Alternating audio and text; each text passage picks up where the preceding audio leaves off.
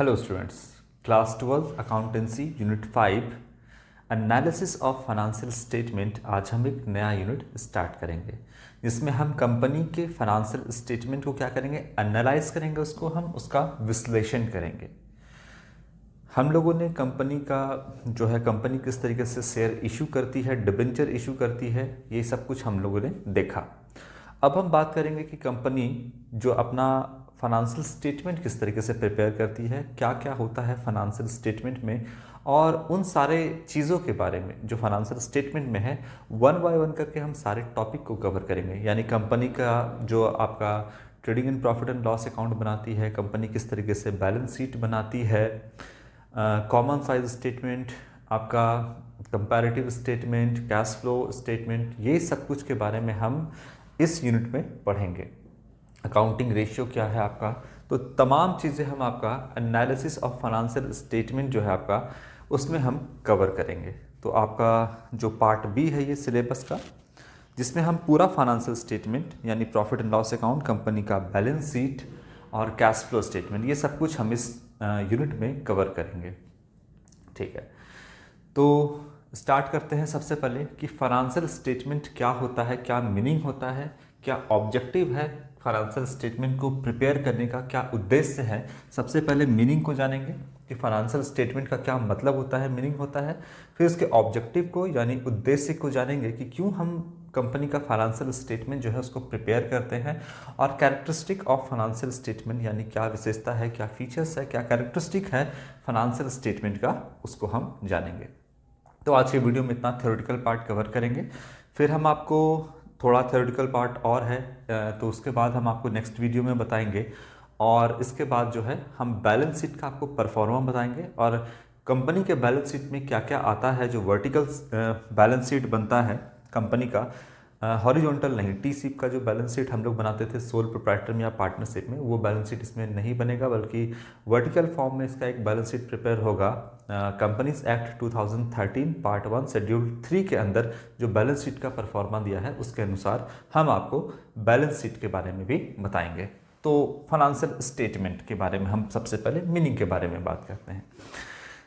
कोई भी बिजनेस हो, सोल प्रोप्राइटरशिप का हो, पार्टनरशिप का हो या कंपनी का हो, सारे बिजनेस को ये पता होना चाहिए, सारे बिजनेसमैन ये जानने की इच्छा रखते हैं कि बिजनेस का क्या प्रॉफिट है, क्या लॉस है, और बिजनेस का फाइनेंशियल पोजीशन क्या है।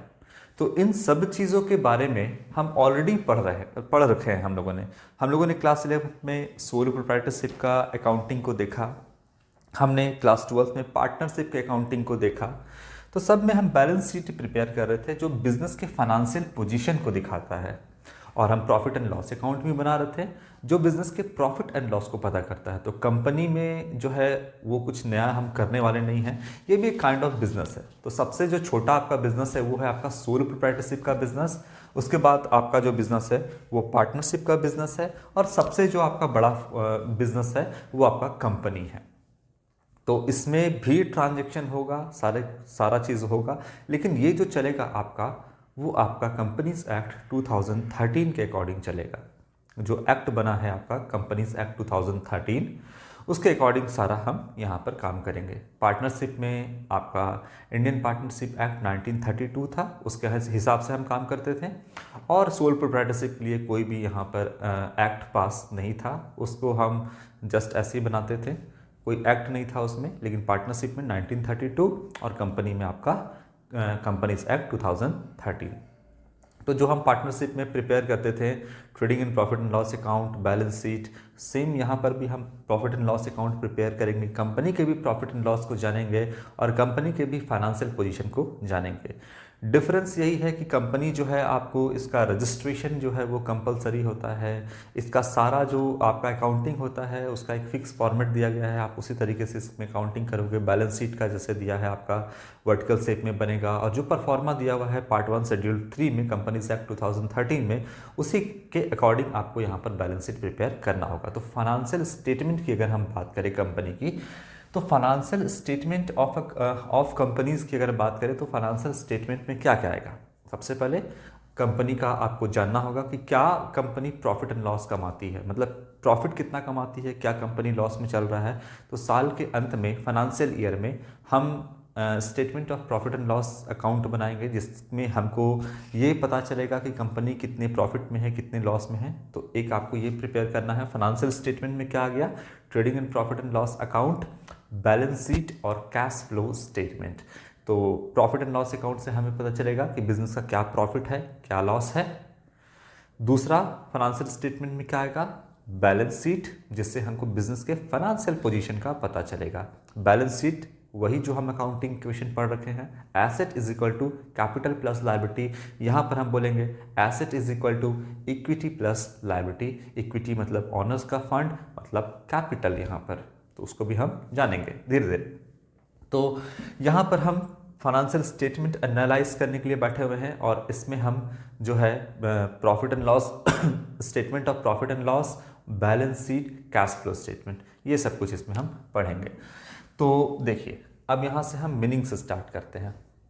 सबसे पहले कहता है meaning of financial statement. Financial statement का क्या मतलब है। फाइनेंशियल स्टेटमेंट की बात करें तो profit and loss account, balance sheet और आपका cash flow statement. Cash flow statement हम बनाते हैं। कैश फ्लो स्टेटमेंट नाम से पता चल रहा है कि वैसा स्टेटमेंट जो कैश के फ्लो को दिखाता है, मतलब जो कैश आउटफ्लो भी हो, इनफ्लो भी हो, मतलब बिजनेस से कैश जा रहा है, आ रहा है, उन सब के लिए हम एक कितना जा रहा है, कितना आ रहा है, उन सब के लिए हम एक स्टेटमेंट प्रिपेयर करेंगे, जिसको हम कैश फ्लो स्टेटमेंट कहते हैं। तो कंपनी के फाइनेंशियल स्टेटमेंट में profit and loss account, balance sheet and cash flow statement आता है। चलिए स्टार्ट करते हैं इसके मीनिंग से। सबसे पहले कहता है आपका financial statements are the end product of accounting process. देखिए सब कुछ आपको ये ध्यान में रख के करना है कि क्लास 11th में आपने क्या पढ़ा है, पूरा आप ध्यान में रखो सारे कंसेप्ट को, जो मैंने थ्योरी बेस ऑफ अकाउंटिंग में आपको बताया था क्लास 11th में, theory base of accounting unit 2 में, सारे कंसेप्ट को याद रखना। एंड प्रोडक्ट है फाइनेंशियल स्टेटमेंट, यानी trading and profit and loss account, balance sheet और कैश फ्लो स्टेटमेंट। तो ये है आपका end product, are the end products of accounting process. तो फाइनेंशियल स्टेटमेंट में आपका profit and loss account and balance sheet, ये क्या है, एंड प्रोडक्ट है किसका, तो अकाउंटिंग प्रोसेस का। क्लास 11th में मैंने आपको अकाउंटिंग प्रोसेस बताया था, जिसमें सबसे पहले बिजनेस आप स्टार्ट करोगे, फाइनेंशियल ट्रांजेक्शन को आइडेंटिफाई करोगे, यानी फाइनेंशियल नेचर का होना चाहिए, इन टर्म्स ऑफ मनी होना चाहिए। तो सबसे पहले उस ट्रांजेक्शन को आइडेंटिफाई करोगे, फिर फाइनेंशियल ट्रांजेक्शन करोगे, फिर उसको रिकॉर्ड करोगे किसमें, जर्नल में, फिर उसको क्लासिफाई करोगे लेजर में, और फिर समराइज करोगे, जिसमें आप क्या बनाते हो, trial balance and final account prepare करते हो, जिसमें आप trading and profit and loss account and balance sheet जो है वो प्रिपेयर करते हो, जिसमें बिजनेस के प्रॉफिट एंड लॉस का पता चलता है और बिजनेस के फाइनेंशियल पोजीशन का पता चलता है। तो यही जो है प्रोसेस वो एंड प्रोडक्ट है आपका अकाउंटिंग प्रोसेस का। यहीं पर बिजनेस का फाइनेंशियल पोजीशन पता चलता है और बिजनेस का प्रॉफिट एंड लॉस पता चलता है। तो यही कहता है यहाँ पर लाइन कि financial statements are the end product of accounting process. Accounting process इसके आगे भी जाता है। समराइजेशन में आपका profit and loss account and balance sheet तो बनता ही बनता है, उसके आगे analysis and interpretation and then communication, ये भी होता है। लेकिन अकाउंटिंग कहाँ पर खत्म हुआ, तो अकाउंटिंग जो है आपका, जब आपने profit and loss account and balance sheet prepare किया, तब वहाँ पर पता चला एक्चुअली में कि बिजनेस को क्या प्रॉफिट है, क्या लॉस है और क्या फाइनेंशियल पोजीशन है। उसके बाद आप उसको एनालाइज एंड इंटरप्रेट करो, उसे कम्युनिकेट करो यूजर्स ऑफ अकाउंटिंग में, वो तो बात की बात है। लेकिन कहाँ पर वो ख़त्म हुआ, तो एंड प्रोडक्ट जो हुआ आपका एक बना profit and loss account and balance sheet, वहाँ से आपको सब कुछ पता चला। तो कहता है financial statement are end products of accounting process, they provide information about the profitability, यानी फाइनेंशियल स्टेटमेंट जो है एंड प्रोडक्ट है अकाउंटिंग प्रोसेस का, और इससे हमको क्या पता चलता है, तो बिजनेस के प्रॉफिटेबिलिटी का पता चलता है। प्रॉफिटेबिलिटी का कैसे पता चलेगा, तो जब हम profit and loss account prepare करेंगे तो उससे हमको प्रॉफिटेबिलिटी का पता चलेगा, and the financial position of a business, और हमको बिजनेस के फाइनेंशियल पोजीशन का पता चलेगा जब हम बैलेंस शीट प्रिपेयर करेंगे। तो जब हम प्रॉफिटेबिलिटी पता करना है तो profit and loss account and financial position पता करना है, तो यहाँ पर हम बैलेंस शीट प्रिपेयर करेंगे। तो यही दोनों आपका है, profit and loss account and financial position के लिए बैलेंस शीट, यही आपका फाइनेंशियल स्टेटमेंट का भाग है, हिस्सा है दोनों। आगे लिखता है एज पर सेक्शन 2 सबसेक्शन 40 जो है आपका क्या कहता है, ये सेक्शन आपका जो कंपनीज एक्ट में दिया गया है, कंपनीज एक्ट 2013 में जो सेक्शन 2 सबसेक्शन 40 आपका है वो क्या कहता है, तो कहता है financial statements in relation to a company include the following. तो section 2 subsection 40 of companies act 2013 में फाइनेंशियल स्टेटमेंट में क्या क्या इंक्लूड किया जाता है, क्या क्या शामिल किया जाता है, ये बात यहाँ पर लिखा हुआ है। तो सबसे पहले क्या है आपका, सबसे पहले आपका लिखा हुआ है यहाँ पर balance sheet as at end of the financial year. तो यहाँ पर एक बैलेंस शीट प्रिपेयर करना होगा, जो वर्टिकल बैलेंस शीट प्रिपेयर करना होगा कंपनीज एक्ट 2013 पार्ट 1 शेड्यूल 3 के अंदर जो बैलेंस शीट आपका दिया है उसको यहाँ पर प्रिपेयर करना होगा। इससे हमको बिजनेस के फाइनेंशियल पोजीशन का पता चलेगा। तो ये प्रिपेयर करना होगा। क्या इंक्लूड है फाइनेंशियल स्टेटमेंट में, तो एक हो गया बैलेंस शीट, दूसरा है statement of profit and loss. तो हमको दूसरा जो यहाँ पर प्रिपेयर करना है वो statement of profit and loss, यानी प्रॉफिट एंड लॉस अकाउंट यहाँ पर जो है प्रिपेयर करना है for the end financial year, for the end of the financial year. तो यहाँ पर फाइनेंशियल ईयर के एंड में जो है हमको यहाँ पर क्या प्रिपेयर करना होगा, प्रॉफिट एंड लॉस अकाउंट भी बनाना होगा, statement of profit and loss account बनाना होगा।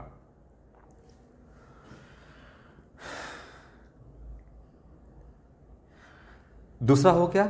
अब तीसरा हमको यहाँ पर क्या प्रिपेयर करना होगा, तो इसमें आपको कंपनीज में एक्ट जो कहता है उसमें आपको प्रिपेयर करना होगा यहाँ पर cash flow statement for the financial year. तो कैश फ्लो स्टेटमेंट आपका यूनिट नंबर 5 में यूनिट नंबर 6 है, तो वहाँ पर हम बताएंगे।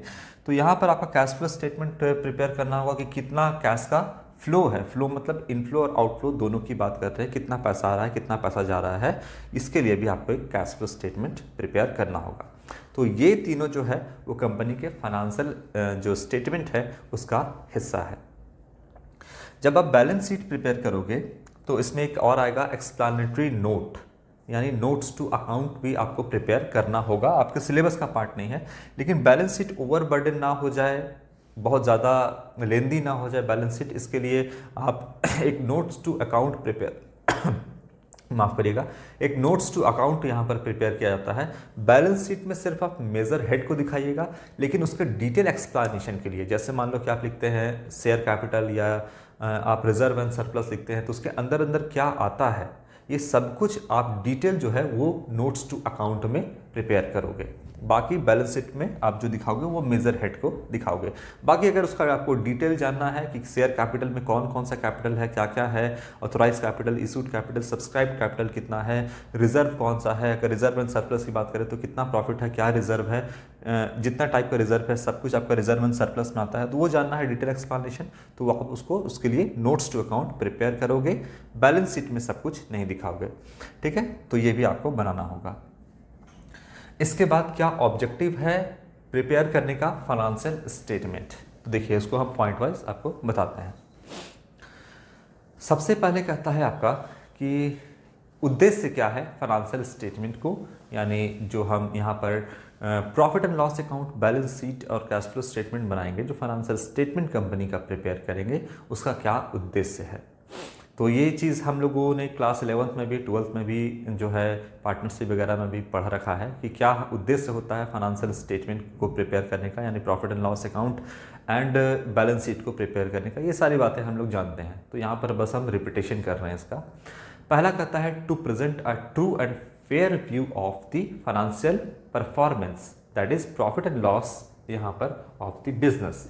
तो सबसे पहला क्या उद्देश्य है यहाँ पर, तो कहता है कि टू प्रेजेंट करना अ true and fair view of किसका, तो फाइनेंशियल परफॉर्मेंस का। फाइनेंशियल परफॉर्मेंस मतलब बिजनेस क्या प्रॉफिट कमा रहा है, क्या लॉस जो है बिजनेस को हो रहा है, यहाँ पर उसको पता करना सबसे ज़्यादा जरूरी है। तो यही ऑब्जेक्टिव है फाइनेंशियल स्टेटमेंट को प्रिपेयर करने का, कि सबसे पहले फाइनेंशियल स्टेटमेंट में हम बनाएंगे प्रॉफिट एंड लॉस अकाउंट और पता करेंगे कि बिजनेस का फाइनेंशियल परफॉर्मेंस कैसा है, परफॉर्मेंस अच्छा है या खराब है। जैसे आप का हम क्लास टेस्ट लेते हैं या फिर आपका इंटरनल एग्जामिनेशन होता है या एक्सटर्नल एग्जाम होता है, तो आपका भी यहाँ पर परफॉर्मेंस चेक किया जाता है कि आप कितना अच्छा किए। तो बिजनेस का भी परफॉर्मेंस यहाँ पे चेक किया जाएगा कि प्रॉफिट कमा रहा है बिजनेस या बिजनेस लॉस में जा रहा है। इसके लिए हम बनाएंगे प्रॉफिट एंड लॉस अकाउंट, यहाँ पर प्रिपेयर करेंगे, जो हमको बताएगा कि बिजनेस का ट्रू एंड फेयर व्यू क्या है, फाइनेंशियल परफॉर्मेंस कैसा है बिजनेस का, क्या बिजनेस प्रॉफिट कमा रहा है, क्या बिजनेस को लॉस हो रहा है।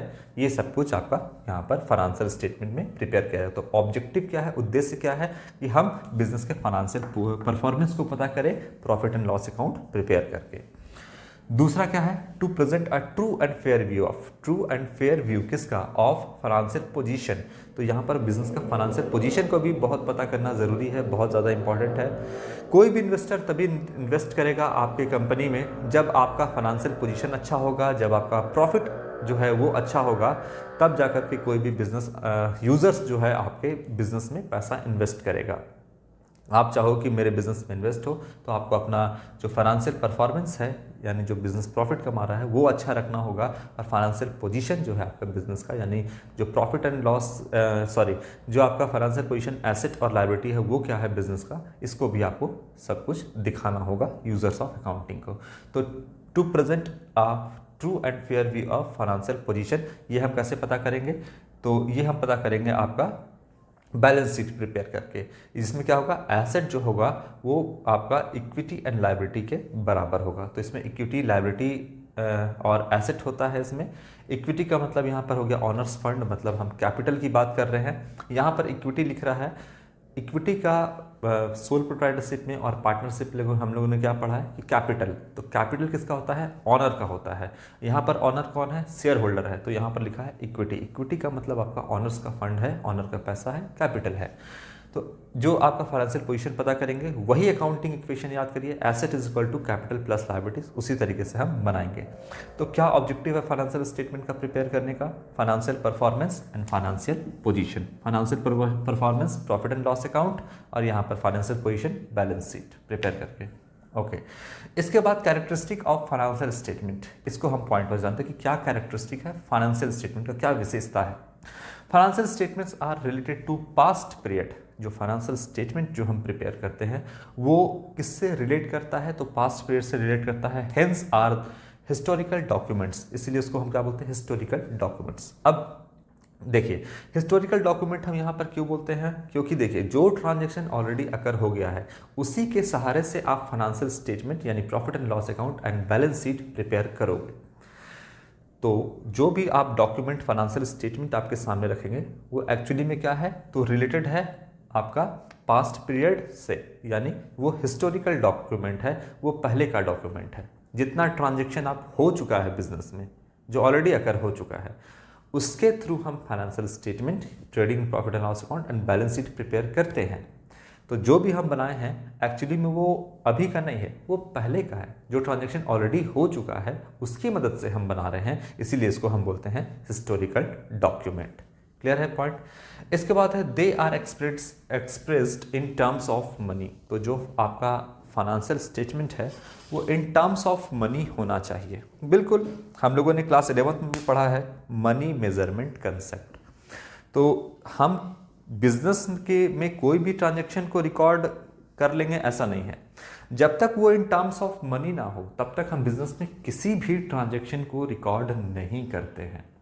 तो जो बिजनेस है आपका, जो भी ट्रांजैक्शन है वो मनी के टर्म में होना चाहिए, मनी में एक्सप्रेस्ड वो होना चाहिए। अगर आप मनी में उसको एक्सप्रेस नहीं कर सकते हो तो आप उसको ना ही उसका जो है आप उसको अकाउंटिंग में शामिल करोगे, ना ही उसको आप फाइनेंशियल स्टेटमेंट में शामिल करोगे। तो they are expressed in terms of money, वो मनी में एक्सप्रेस होना चाहिए, तभी वो फाइनेंशियल स्टेटमेंट का हिस्सा बनेगा। क्लियर है। इसके बाद लास्ट पॉइंट जो है आपको हम बताएंगे यहाँ पर फाइनेंशियल स्टेटमेंट, ये जो है आपका last point, financial statements show profitability through statement of profit and loss and financial position through balance sheet. तो ये बात तो हम लोग अभी ने कर ही लिया कि जो आपका फाइनेंशियल स्टेटमेंट है वो क्या शो करता है, तो प्रॉफिटेबिलिटी थ्रू, किसके थ्रू, तो statement of profit and loss, profit and statement of profit and loss के थ्रू हमको क्या पता चलेगा, तो यहाँ पर बिजनेस का प्रॉफिटेबिलिटी पता चलेगा कि कितना प्रॉफिट कमा रहा है, लॉस भी पता चलेगा। एंड फाइनेंशियल पोजीशन किसके थ्रू पता चलेगा, तो बैलेंस शीट के थ्रू पता चलेगा। क्लियर है? तो ये आपका कुछ थ्योरेटिकल पार्ट था फाइनेंशियल स्टेटमेंट का। बहुत सारी बातें आप इसमें जानते होंगे ऑलरेडी, जो बातें नहीं जानते होंगे वो हम यहाँ पर धीरे धीरे इसको कवर करेंगे। तो ये आपका एक थ्योरेटिकल पार्ट हो गया जिसमें आपका फाइनेंशियल स्टेटमेंट का मीनिंग हो गया, ऑब्जेक्टिव एंड कैरेक्टरिस्टिक हो गया। इसके बाद नेक्स्ट जो आपका हम वीडियो बनाएंगे, जो नेक्स्ट आपका क्लास होगा, तो balance sheet, characteristic of balance sheet जानेंगे and characteristic of profit and loss. तो characteristic of statement of profit and loss, इसके बारे में हम बात करेंगे। और इसके नेक्स्ट फिर जो है हम वो बैलेंस शीट का क्या परफॉर्मा है उसके बारे में हम पूरा डिटेल में यहाँ पे बात करेंगे। तो आज के लिए इतना ही। Thank you.